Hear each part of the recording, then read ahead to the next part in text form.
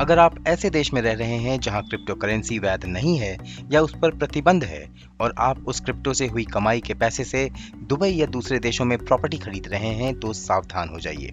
क्योंकि आप पर इनकम टैक्स डिपार्टमेंट की पूरी नजर है। आइए समझते हैं आखिर मामला है क्या। दरअसल क्रिप्टो एसेट्स में आरबीआई और वित्त मंत्रालय की सख्ती के बाद से ही देश के रईस यानी high net worth individual Dubai में घर खरीदने के लिए क्रिप्टो करेंसी की मदद ले रहे हैं। और तो और एमिरेट्स के लीडिंग रियल एस्टेट प्लेयर भी क्रिप्टो के ट्रांजैक्शन स्वीकार कर रहे हैं। अब ऐसे में सवाल है, क्या दुबई में क्रिप्टो बैन नहीं है? तो आपको बता दें कि इस तरह के ट्रांजैक्शन दुबई में पूरी तरह वैध हैं, क्योंकि दुबई अपने आप को दुनिया की क्रिप्टो करेंसी कैपिटल बनाना चाहता है।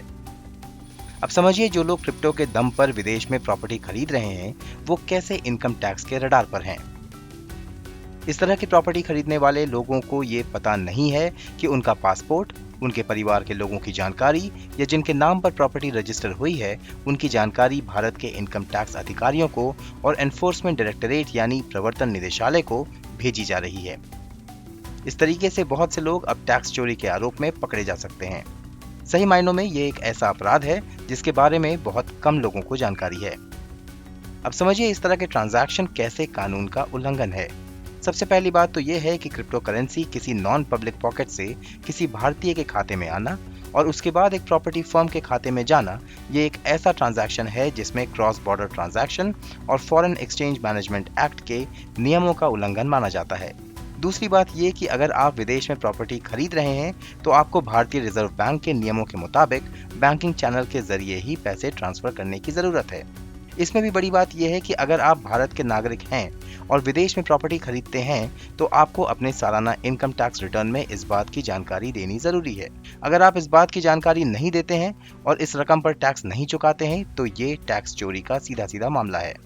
जब भी हम इंडिया से बाहर इनकम अर्न कर रहे हैं, क्योंकि हम एक रेजिडेंट इंडिविजुअल हैं, तो इंडिया की इनकम भी हमें टैक्सेबल है और इनकम जो हम इंडिया से बाहर जनरेट कर रहे हैं वह भी इनकम हमें इंडिया में टैक्सेबल है। सिमिलरली अगर हम एक कंपनी फॉर्म करते हैं और इंडिया से बाहर क्रिप्टो करेंसी की ट्रेडिंग उस कंपनी के थ्रू कर रहे हैं तो पोएम के provisions, that is place of effective management के प्रोविजंस जो हैं वह हमें लग सकते हैं, क्योंकि हम सारा का सारा बिजनेस जो है वो इंडिया से कंट्रोल कर रहे हैं, इनकम इंडिया के वहां से जनरेट हो रही है, तो प्लेस ऑफ इफेक्टिव मैनेजमेंट के प्रोविजंस यहाँ पर हमें ध्यान देने पड़ेंगे। इसी तरह से जो काफ़ी सारे लोग हैं जो ऑनलाइन ट्रेडिंग करते हैं क्रिप्टो करेंसी की, तो अगर हम ऑनलाइन ट्रेडिंग कर रहे हैं क्रिप्टो करेंसी की तो जो भी आपका जो पोर्टल है जहां से आप ट्रेडिंग कर रहे हैं उस पोर्टल को इंडिया के इकोनॉमिक प्रेजेंस के अंदर ध्यान रखना पड़ेगा। अगर उसकी प्रेजेंस इंडिया में नहीं है उस पोर्टल कंपनी की तो वो इनकम टैक्स देने की लायबल इंडिया में बन सकता है, क्योंकि इंडियन इंडिविजुअल्स उस पोर्टल पे काम कर रहे हैं। इसी तरह से जो भी इंडियन रेजिडेंट जो है अगर वो इंडिया से बाहर क्रिप्टो करेंसी में इन्वेस्ट कर रहा है या इंडिया से बाहर कंपनी खोल रहा है और उससे इन्वेस्ट कर रहा है तो हमें आरबीआई के काफ़ी सारे प्रोविजंस जो हैं जैसे ओडीआई का है, एलआरएस का है, ये प्रोविजंस ध्यान में रखने पड़ेंगे। तो सुना आपने, अगर आप भी क्रिप्टो करेंसी में कमाई कर दुबई में प्रॉपर्टी खरीदना चाहते हैं तो आपको टैक्स प्रोफेशनल से सलाह मशवरा करने के बाद ही प्रॉपर्टी खरीदना चाहिए और खास तौर पर ऐसा कोई ट्रांजैक्शन नहीं करना चाहिए जो सरकार के बनाए गए नियमों के खिलाफ हो।